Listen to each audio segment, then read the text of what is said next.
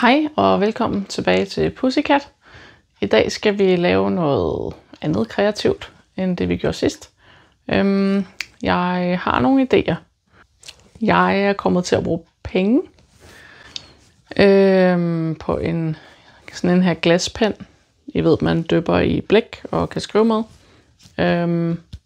Og det er rigtig fint og så videre og så videre. Men jeg kunne godt tænke mig sådan et rigtig fint og unikt blækhus til det her. Noget, hvor jeg både kan bruge det, og det er dekorativt, når det ligesom er i brug, og noget, der også ser lidt hyggeligt ud, når det bare står, og man ikke bruger det. Og jeg har som sagt en idé til noget. Nu vil jeg se, om jeg kan få tegnet noget i min bog, som jeg har lavet sidst. Ja, det prøver vi lige.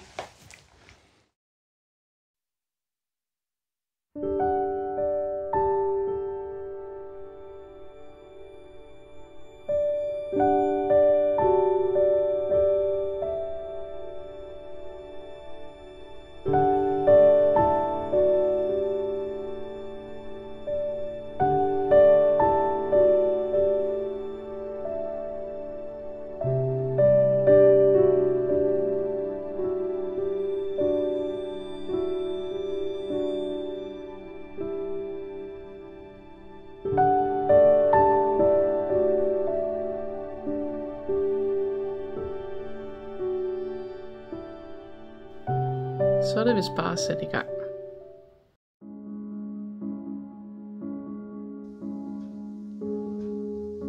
Ja, en pussycat var det bestemt. Denne grønne pelsklump, som lå og spændt i kvindens favntag. Hun puttede sit hoved ind til den og trak vejret ind, og en duft af skov strømmede hende i møde. Hun blev straks hensat til en forårsdag, hun havde været i skoven. Vinden, der fik træernes kroner til at danse. Solens stråler, der kiggede ind mellem trætoppene og glimtede så smukt. Den stille klukken fra åløbet, der snodede sig afsted som en sølvfarvet slange under de fritliggende rødder, der ivrigt rakte ned mod vandet. Fuglenes sang, der lød højt oppe, der hvor træernes blade sad tættest, og duften af formuldede blade, der ramte næseborene, når man bevægede sig væk fra de anlagte stier og gik på opdagelse inden mellem stammerne. Som når man ville ind for at besøge det hule troldetræ, som lynet engang havde forsøgt at tage livet af, men som alligevel på magisk vis formåede at sætte blade hvert år på de få spinkle grene, der var tilbage. Er der sket noget? Kvinden blev brat revet ud af sine dagdrømme. Hendes mave slog en koldbøtte, og hun måtte synke en gang. Stemmen kom inden fra den anden side af bogreolen. Nej, alt ser fint ud her, svarede en anden stemme. Kvinden så sig hurtigt omkring og tog med bankende hjerte en resolut beslutning. Hun satte katten ned på gulvet, rev den tomme rygsæk af skuldrene og lynede den op. Hurtigt! Herned! Hviskede hun til katten, som blot lagde hovedet på skrå og kiggede undrende på hende.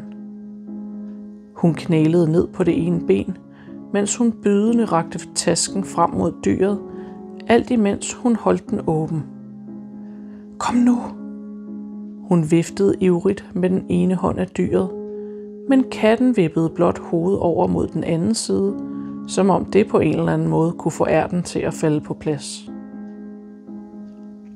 Kvinden kunne høre fodtrin, der forsvandt væk, men hun vidste, at det var en stakket frist, for om lidt ville de sikkert dreje ned af den gang, hun befandt sig på.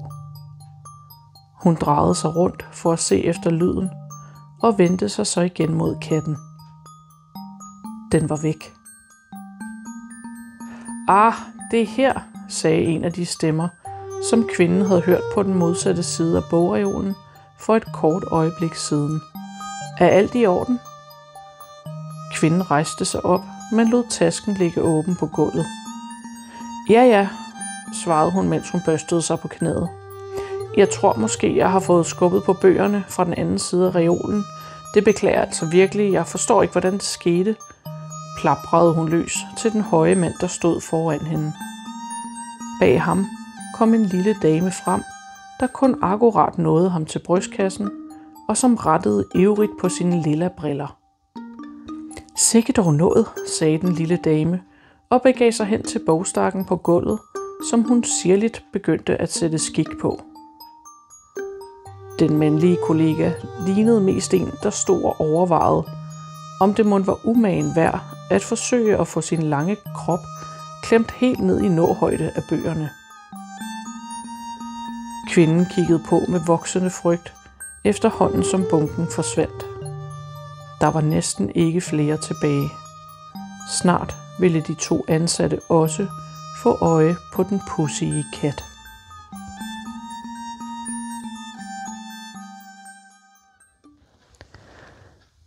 Okay, det er søndag. Det er mega sent, og jeg er herretræt, så jeg tror bare, skal vi ikke bare se det endelige resultat?